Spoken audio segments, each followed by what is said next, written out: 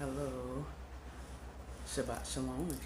If you are a practitioner, if you will, of the Sabbath, I pray that you guys are having a wonderful, wonderful Sabbath or Saturday, wherever you are located in the world. I just want to talk to you guys about martyrdom.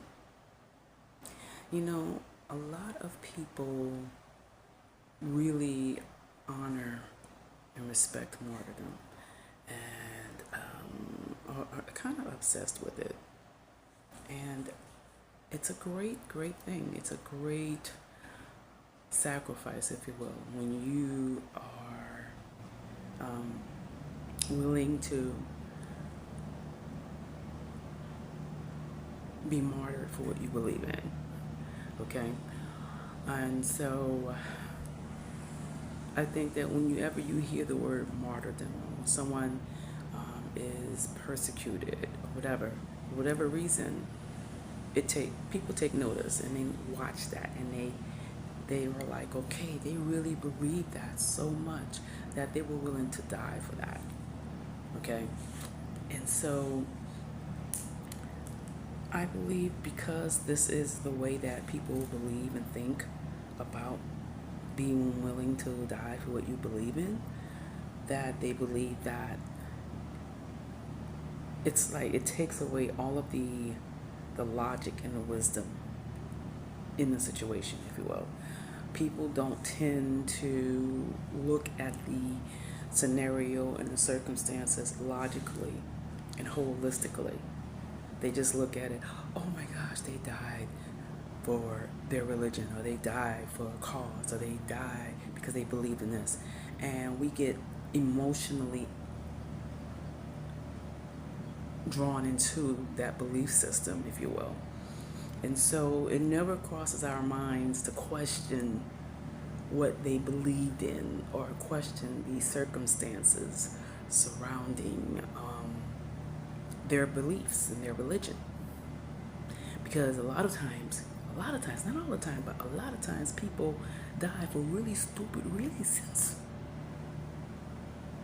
And their death is wasted because they died for a foolish reason.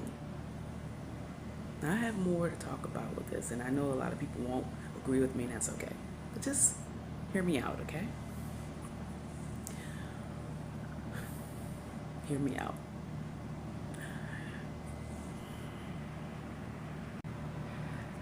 So, case of point, there was this lady, I believe she lived in Canada, and I guess somewhere in Canada they were mistreating pigs, I believe, in a plant, and there was like this big protest. This happened years ago, and they were protesting against this plant for mistreating pigs. Okay, so they were out there protesting with the picket signs and everything. And this lady, I don't know, I think she jumped in front of a semi-tractor trailer to try to stop the tractor trailer from entering into the gate, into the plant. And I don't know if a lot of people understand and realize, but people who drive tractor trailers know that they can't stop right away. So because this tractor trailer couldn't stop, by the time he saw the woman in front of him, she was already under the wheel. And she perished. And she perished because she was trying to save pigs. And this was something that they really believed in and they were really passionate about. There were hundreds of protesters out there, and they were really, really serious about freeing the pigs. But she died. She died a very horrible death, and everybody saw it, and they were traumatized. And she died for what? And the sad part of it is the plant is still in operation today. This happened at least 10 years ago, maybe 15. But the plant is still in operation. They're still doing what they do with the pigs and selling the pigs to different markets or what have you. So this lady died for nothing. Her death did not change anything. That's an example of what I'm talking about in terms of foolish martyrdom. We can't say that everybody who's martyred for a religion or for a cause or for a reason was martyred wisely or it was for nothing. And so we have to be careful not to get emotionally involved when people are unalived for a foolish cause or unworthy cause. And especially if they're putting their lives on the line, won't change anything. We have to question the act of martyrdom.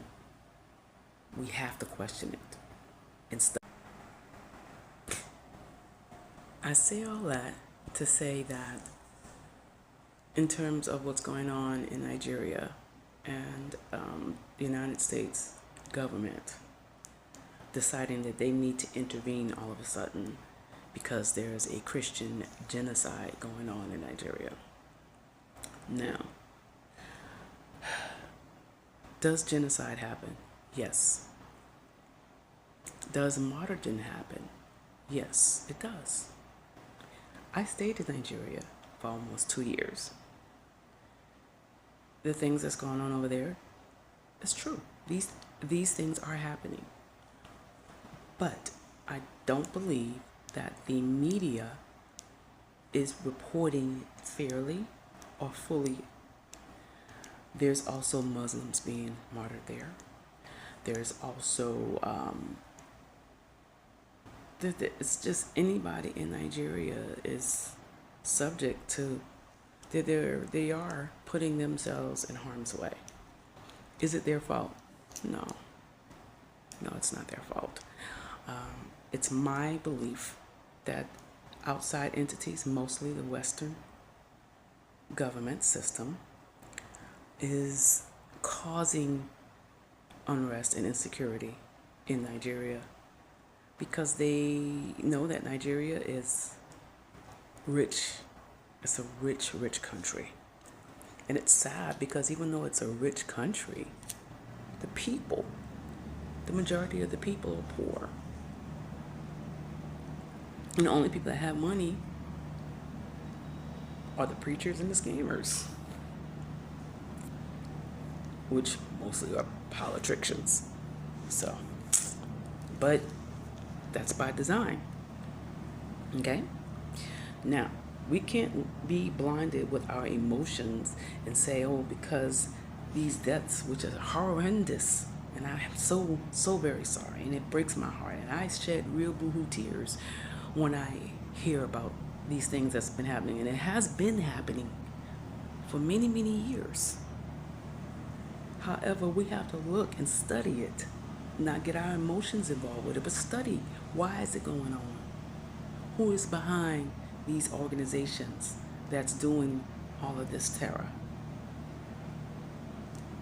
It's not just BOKO. It's not just ISIS. It's not just that. There's some things and some parties behind the scenes that's allowing this to happen and making it happen. Ask yourselves, who and what is funding? Just like here in America,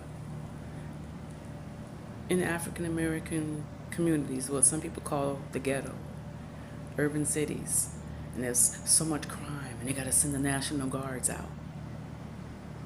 Who is bringing the drugs into the communities?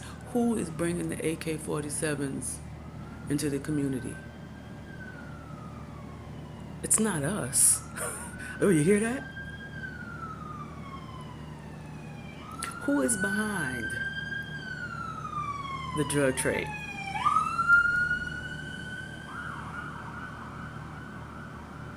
Who is behind it? Who will make the most money off of the chaos in the black community? The black on black crimes. It's not us.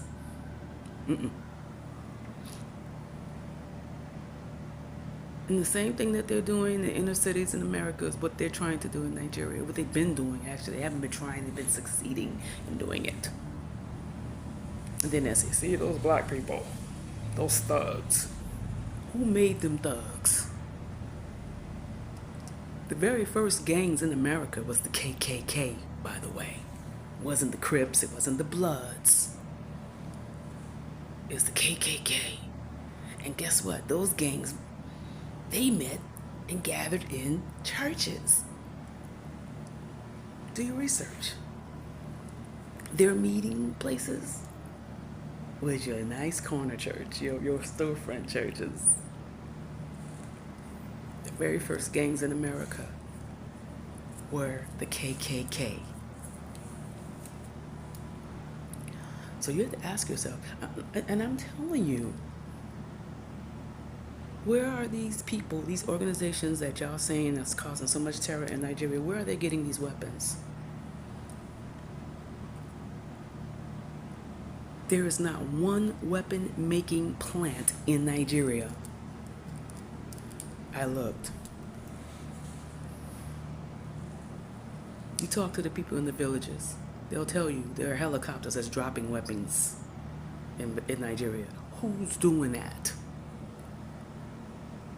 But now all of a sudden, oh, you're Christian genocide. Well, here we come to save the day. Do your research. Get your emotions out of it. And you know why it seems like they're targeting Christians? I'm going to tell you why it seems like they're targeting Christians. I'm going to tell you, and you're not going to like the answer.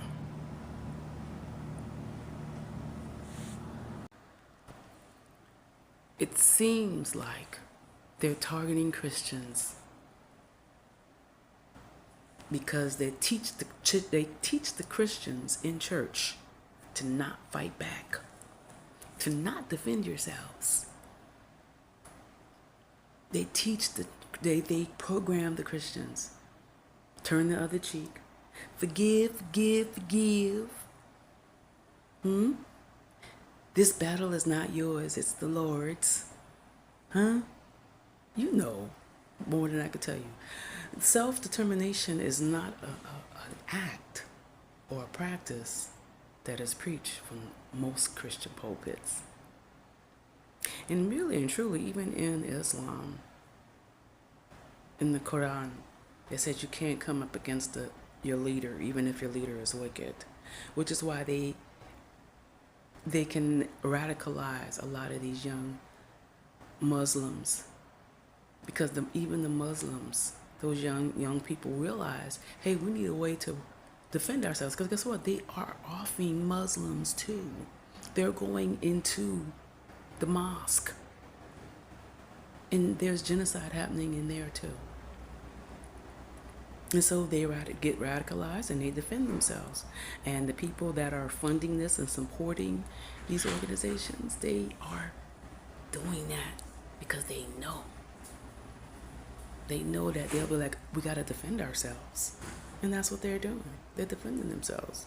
But in Christianity, we don't teach our people to defend ourselves. We just teach them, oh, just go ahead, die for the cause. You'll get rewarded in the sweet by and by.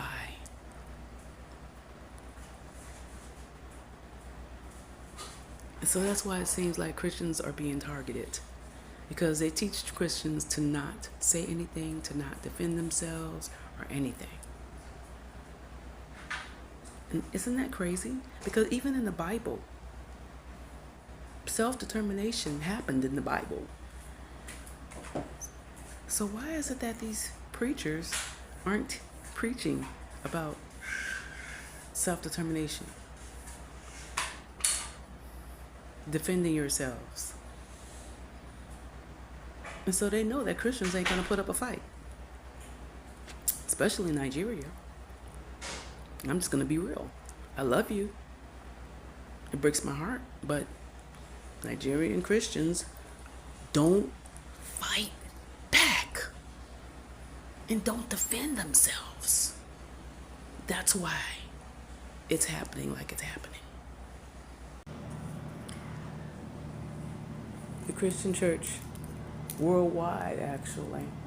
Well, I won't say worldwide. The Christian church in melanated communities program and teach their people to not defend themselves or fight back. Even here in America, there was a season, if you will, where we was just, complicit, compliant. We just took it. Jim Crow.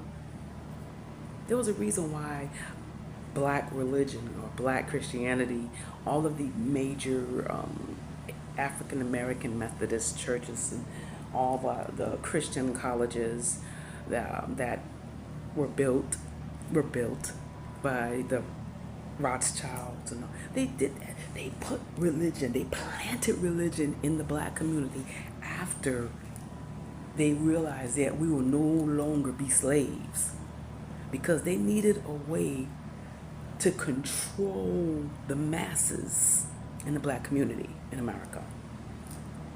And they knew they couldn't do it through slavery. And they knew that we are by nature a very spiritual people. So they planted the black church. Most of the black preachers who you celebrate, went to seminary school or schools that taught Christianity and taught them. They taught the preachers, who are mostly boule, by the way, that African spirituality was demonic and wrong and evil and wicked. And then turned around and said, okay, now you can go and pastor your people and make sure get your people in line. Martin Luther King was boule, the head of the civil rights movement. Was he not boule? And by the time he realized, hey, they played me, they used me to oppress my own people, and he started saying, hey, we're coming to get our check because you owe us money. Hey, I see what you've been doing. What did they do? So yes, they planted religion in our community to keep us compliant and keep us not fighting back and keep us ignorant of who we really are and keep us asleep spiritually. And it's terrified now because we're waking up. The alarm has been sounded and will continue to run. Ring, ring. Do you know who you are? You are powerful. So take it from someone from America that's seen this before Nigeria. They don't care about Christians. They did not care about black Christians here in America, and they don't care about you. They may offer a temporary solution to the problem, a problem, or several problems that they themselves created. And they want you to just say, oh yes, come on in. They don't want Palestine to happen in Nigeria. They want you to be complicit in your own oppression. They want you to be, they don't want you to fight back. They don't want you to defend yourselves or your lands or your heritage or your spirituality or your culture. You may be going through all kinds of stuff, and there may not be a Nigeria as we know it in 10 or 20 years. And that may be okay. That actually may be okay, because it was an experiment set up by the UK. Your own national anthem was created by white people. I saw the video of the national anthem, and I only saw servants in the video. People who were putting up the flag, waiting on massa. But there weren't Nigerians singing that night, the anthem. So that means that the setup was created by white people. Learn the lesson from us. Anything they create and set up is a failed experiment. You don't want to be like us, do you? Learn from our mistakes. Learn our true history. Listen when we tell you what's really going on. Don't get offended. We're trying to help you not go through what we've been through.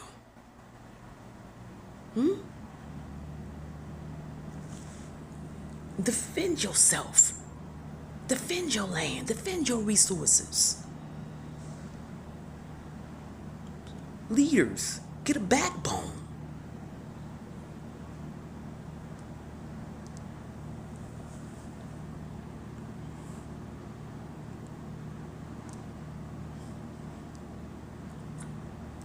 You guys be blessed.